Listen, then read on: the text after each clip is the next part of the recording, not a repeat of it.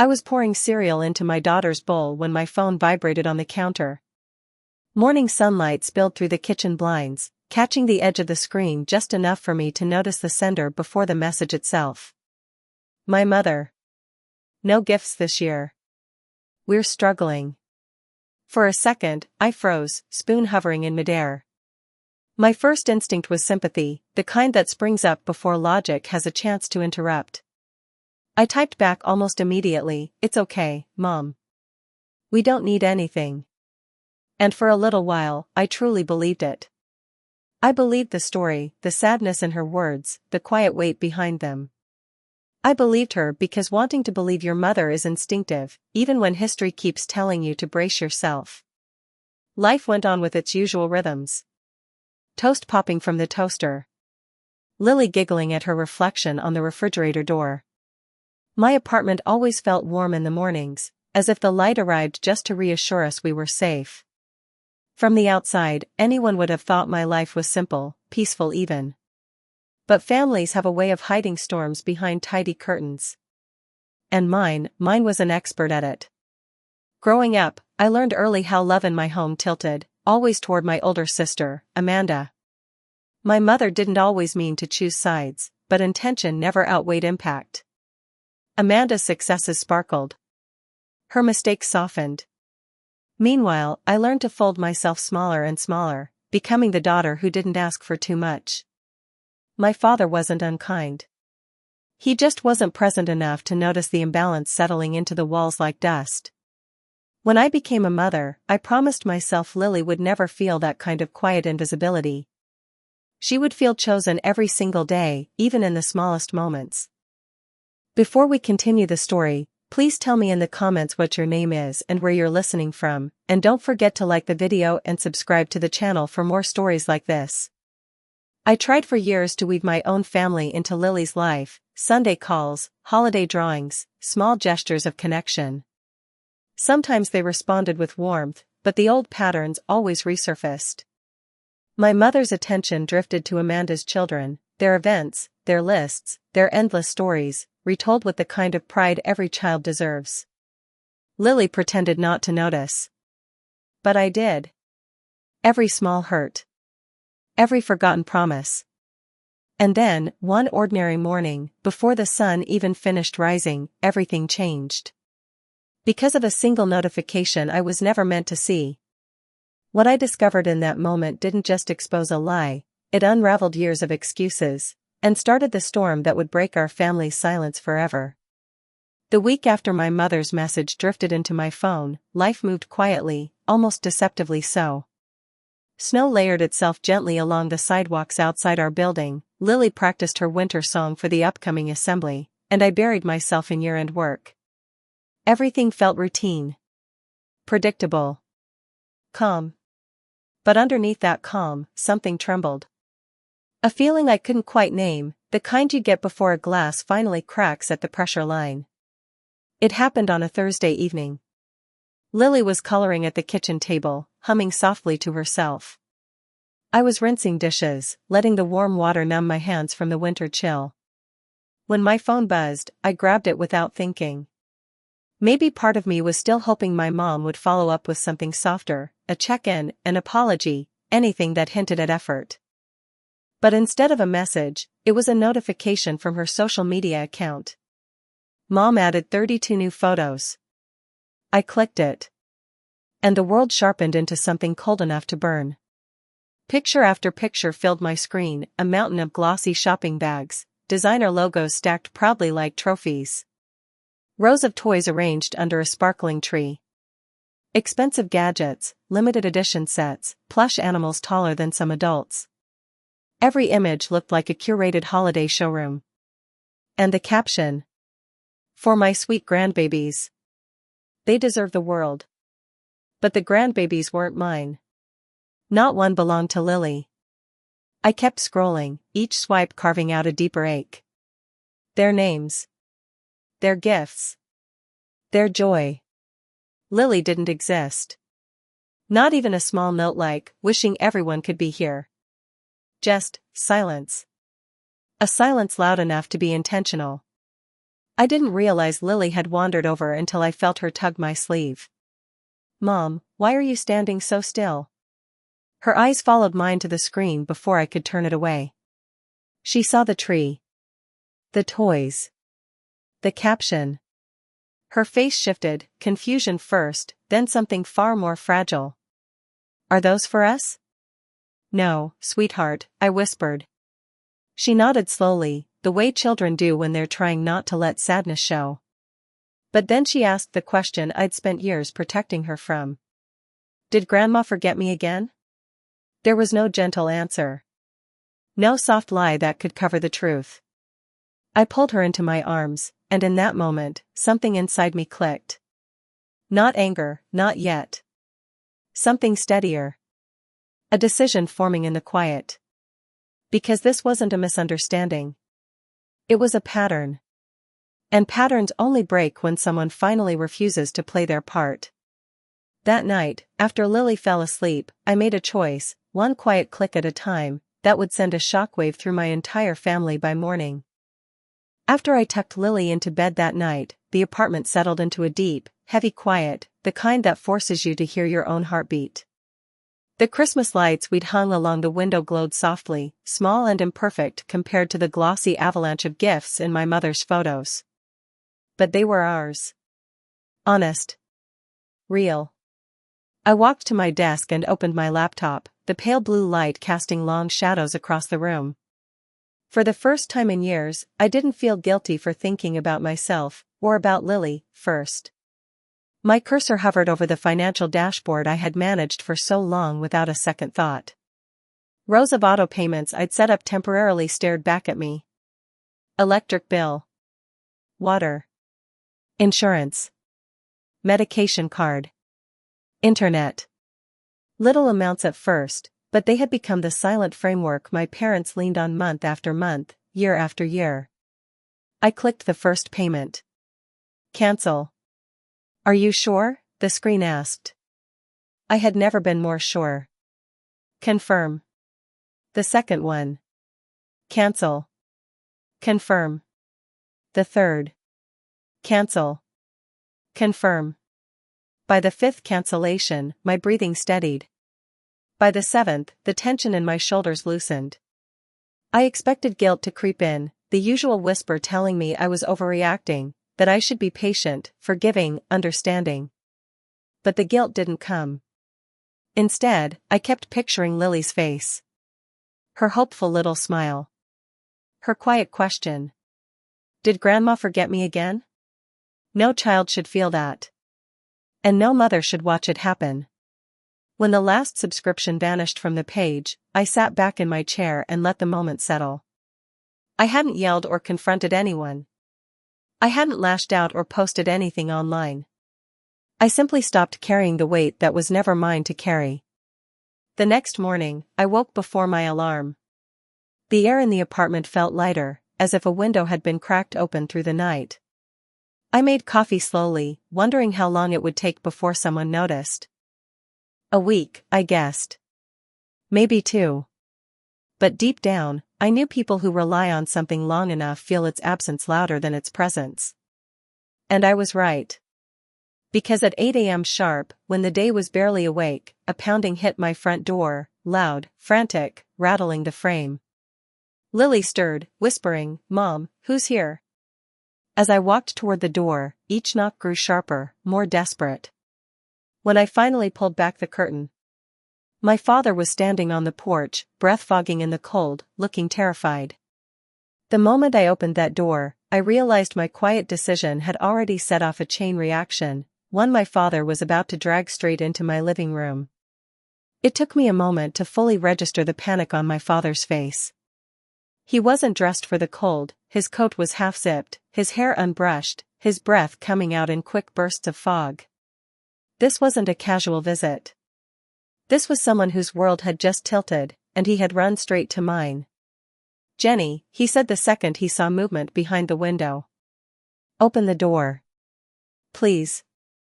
I unlocked it slowly, bracing myself. "Dad, what's going on?" He stepped inside without waiting for an invitation, rubbing his hands together as though he'd sprinted here. His eyes were wild, darting around the room like he was searching for something steady to hold on to. Everything bounced, he said breathlessly. All of it. The electric bill, the water, the insurance, the payment for your mother's medication card, even the internet. Every charge declined. The notices came one after another. Your mother is losing her mind.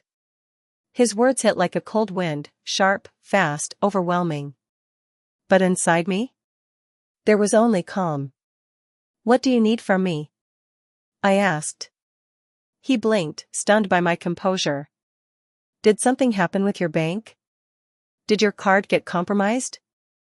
Why didn't anything go through this month? I let the question hang for a heartbeat. Then I said it plainly. I canceled the auto payments. His face went blank, as if my words were too strange to immediately fit into reality. You canceled them? Yes. But why would you do that? He demanded, panic edging into his voice. He wasn't someone who raised his tone, but fear had pushed him closer to it. Sit down, Dad, I said gently. He hesitated, then took a seat at the kitchen table. I poured him a glass of water, a gesture that suddenly felt like a role reversal from childhood. He stared at the glass, but didn't touch it. When, I asked quietly, was the last time you and Mom paid your own bills without my help? His eyes shifted away. His silence spoke louder than any answer. I've been covering things for years, I continued. Not just once or twice, consistently. And every time I tried to talk about it, Mom brushed it off or made me feel dramatic for asking. We didn't expect it to be forever, he muttered. It was temporary. For 3 years? I asked. His shoulders slumped. Why didn't you tell me sooner? I did, I said softly. Just, not loudly enough. He swallowed hard, but he still didn't understand the real reason. So I told him. Dad. Mom told me you two were struggling. That you couldn't afford gifts for Lily this year. He nodded faintly, following so far. But then she posted dozens of designer presents online. All for Amanda's children. His entire body stiffened, not at the gifts, not at the money, but at the truth stitched between my words. What I told him next shattered whatever illusions my father had left, and forced him to face a truth he had ignored for years. My mother told me you were struggling, I repeated, watching my father's expression shift, and I believed her. I told her it was fine. I told her Lily didn't need anything this year. He nodded weakly, as if this part aligned with what he knew. But then I continued. A week later, she posted pictures of a mountain of gifts online. All designer. All extravagant. Dozens of them. And every single one was for Amanda's kids. His jaw tightened. Not in anger at me, but in realization. And Lily? He asked quietly. She wasn't mentioned. Not once. My voice wavered just enough to expose the hurt I had been holding back. He closed his eyes, the truth rippling through him like a slow, painful wave. And Lily saw it, I added. She saw the photos. She saw the caption. And she asked me the one question I've tried to protect her from for years. His voice cracked. What did she ask? I swallowed hard. Did Grandma forget me again? The words seemed to hit my father physically. He leaned back in his chair, a hand covering his mouth as if to hold in the guilt. She didn't deserve that, he whispered. No, I said. She didn't. And I won't let her feel that again. He sat in silence for several long, heavy moments. Time stretched between us, filled with all the things he hadn't seen, all the things I had let slide, all the years of imbalance that had gone unspoken. Finally, he whispered. I didn't know. I believe you, I said honestly. But you also didn't ask. He inhaled sharply, the truth landing with weight. I continued, softer now, but more certain than ever. You let Mom set the rules. You let her decide who gets attention and who gets overlooked. And I ended up carrying the consequences. He opened his eyes and looked at me in a way he hadn't in years, not dismissive, not distant, but truly seeing me. "So, what now?" he asked. "We can't afford." "I know," I cut in gently. "But you can't afford to keep spoiling Amanda's family either." "And yet you do." His lips parted, but no words came. Not denial. Not excuses.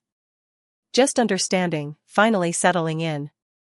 "I'm not doing this to punish you," I said quietly. "I'm doing it to protect Lily." He nodded once, slowly, as if the truth had finally found a place to land. Then he stood, looking older and more fragile than when he arrived. "I'm going to talk to your mother," he said. "This isn't right." It never was. I believed he meant it.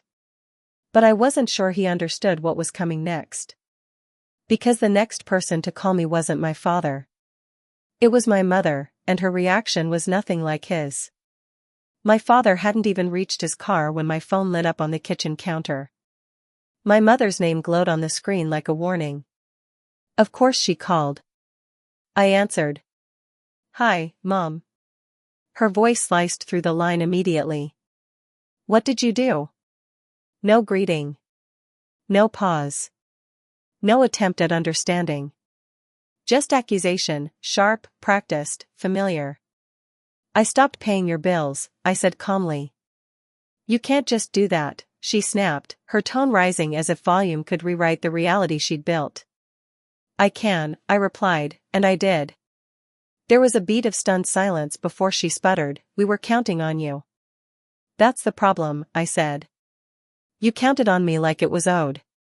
Like my time, my money, my effort all existed to carry the weight of your choices."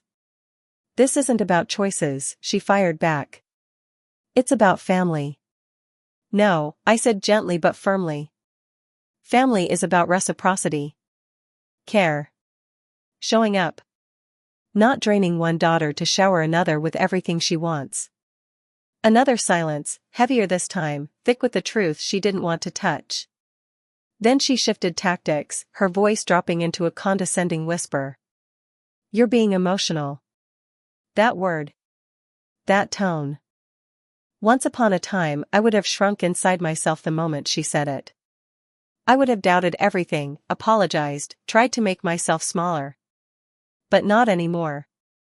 "Actually," I said, "this is the calmest I've ever been with you." The silence that followed was colder than winter air. Then she spoke again, softer, but not softer out of remorse. Softer because she was running out of weapons. "We didn't mean to hurt Lily." I closed my eyes. "But you did." For once, I didn't cushion the truth. I didn't bend the edges. I didn't shrink myself to make her comfortable.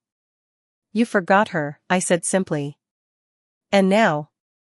"I'm remembering us." The line stayed quiet long enough that I wondered if she'd hung up, and then... Click. The call ended. Abrupt. Bare. Telling. I set the phone down, feeling neither triumphant nor broken, just steady. For the first time in years, the balance between us had shifted. Not violently. Not cruelly. Just truthfully. The next move wouldn't be mine. And I knew, deep down, that whatever came next was going to redefine our family in ways none of us could avoid. But I didn't expect it to happen as quickly as it did. Because the next morning, before I'd even finished my coffee, there was a soft knock at the door, nothing like the frantic pounding from my father. And when I opened it, my father stood there again, holding a bakery box and something that looked like hope. But what he handed to Lily, and the message that followed from my mother, marked the beginning of a shift I never thought I'd see. My father's expression was different that morning, not frantic, not overwhelmed, but softened in a way I hadn't seen in years. He held a small bakery box in one hand and something folded in the other. When he stepped inside, the scent of fresh pastries drifted into the apartment. "This is for Lily," he said, his voice low, almost fragile. "She shouldn't ever feel forgotten. Not by us. Not ever." Lily peeked around my legs, cautious at first. But when my father knelt down to her height and opened the folded paper, revealing a handmade card covered in glitter, stickers, and a shaky but sincere "We love you." Her entire face lit up. "I'm sorry we made you sad," he whispered to her. "Grandpa's going to do better. I promise."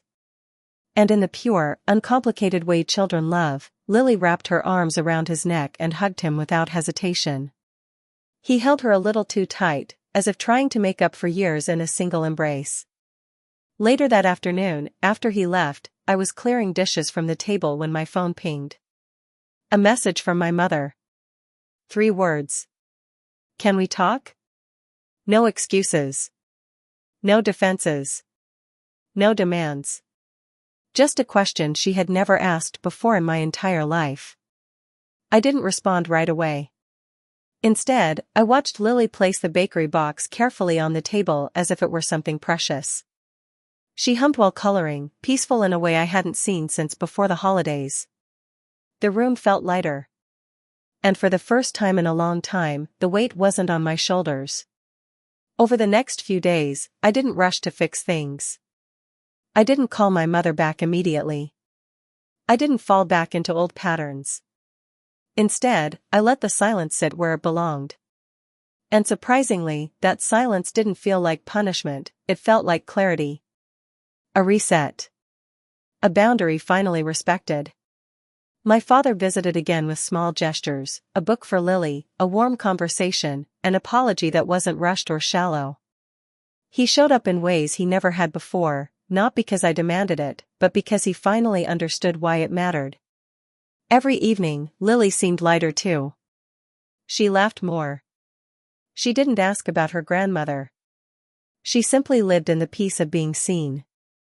And I felt something I hadn't felt in years. The stability of a home built on our terms, not on the weight of someone else's needs. But even with that calm, my mother's unanswered message waited like a shadow at the edge of my thoughts. Eventually, I knew I would have to face her. I just didn't expect the conversation to unfold the way it did when I finally picked up the phone. Because when I finally called my mother back, what she said revealed a truth even deeper than favoritism, a truth that forced both of us to confront everything we had avoided for years. It took me 3 days to call my mother back. Not out of anger, though I would have been justified. And not out of spite. I waited because, for the first time in my life, I wanted to answer her as an adult with boundaries. Not as the daughter who always bent to keep the peace. When I finally dialed her number, the line connected instantly. "Jenny?" Her voice was small, almost unfamiliar. "Yes, Mom," I said. "I got your message." Another pause, unsteady, vulnerable. I heard everything your father told me," she began. "I didn't realize how much you were doing. How much we relied on you." I stayed quiet. Not hostile. Just allowing her to speak without rescuing her. She exhaled shakily. "I shouldn't have said we were struggling. I shouldn't have." Her voice cracked. "I shouldn't have forgotten Lily." The words hit harder than I expected. Not because they hurt. But because they were the first real admission she'd ever made. For a moment, I said nothing. Letting the honesty settle between us like dust finally falling where it belonged. "I want to understand," she said softly. "If you'll let me." That sentence. I had waited my entire childhood to hear something like it. Not perfection. Not excuses. Just willingness. I meant what I said, I replied evenly. "I'm not angry. I'm just done pretending nothing is wrong." "I know," she whispered. "And I want to try to fix it. But I don't know how." "Start by showing up," I said. "For Lily. For me. Not with gifts or stories or promises. With effort." She swallowed audibly. "I can do that." I wasn't naive enough to believe everything would change overnight. People don't rewrite decades in a single phone call.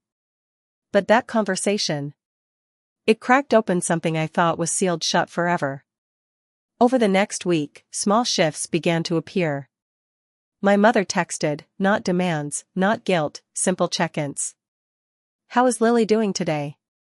Tell her grandma loves her. Can I send her a drawing kit? Not flashy. Not performative. Just thoughtful. My father kept showing up too.